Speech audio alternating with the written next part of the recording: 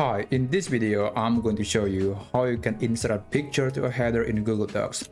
So if you want to insert a picture, first you have to place the cursor on the header first. There are two ways to do that. First, you can just go to Insert menu and then click Headers and Footers, select Header, and it will put the cursor into the header. Another way to do that is just by double-clicking on the header like this. Yeah, you have to do it quickly to make sure that the cursor will be moved to this area. And only after that you can start inserting a picture normally. Just go to the Insert menu again and then click Image and then select the image source that you want. I'm going to select Search the Web. So let me pick this picture to be inserted into the header and click Insert.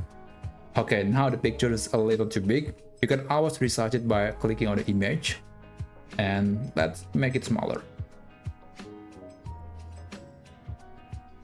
Okay, I think that's about right. And if you want to move this image around, you want to move it freely, then you have to change its text wrapping setting. There are a few options, but I'm going to select this one in front of text. And after that, you can move this image around on the header, and it will make sure that all the headers on all the pages will have the same structure, will have the same images.